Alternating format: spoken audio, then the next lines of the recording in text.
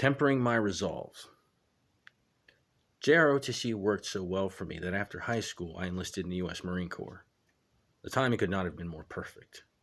Just prior to leaving for training from Parris Island, South Carolina, my girlfriend of 2 years cheated on with me two of my friends. It was crushing to say the least, as you can imagine. So boot camp didn't need to work very hard to break me down to the core. In fact, it broke me down further than boot camp is meant to. But I took the rebuilding process like the fish to water. Basics was 3 months of pain, and I had plenty of challenges in the year of my A school in 29 Palms, where I was trained to manage computer networks for airborne units.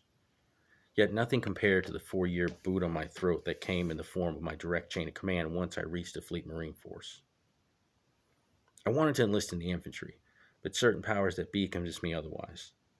I ended up training as a 5962 Tactical Air Command Center repairman, or a handyman/system administrator for MTAX 28 stationed in MCAS Cherry Point, North Carolina.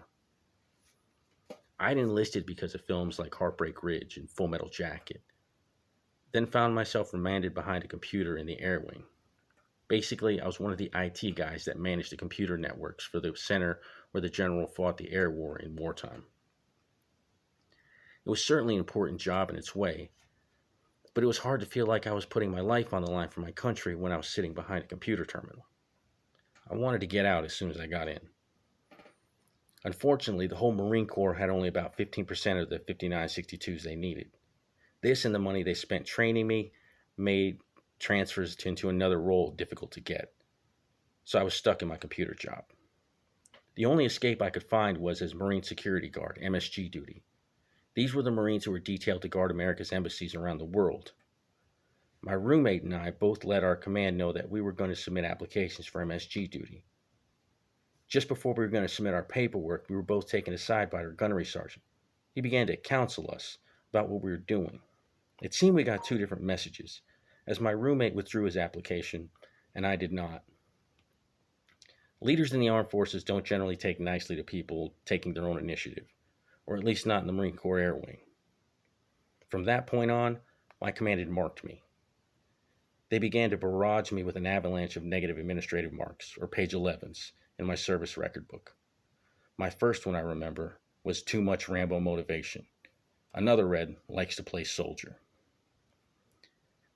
These were their ways of keeping someone down by making them appear immature or stupid. In fact, most of my Rambo moments had to do more with me trying to do the right thing, or even being bored, than actually trying to be a tough guy.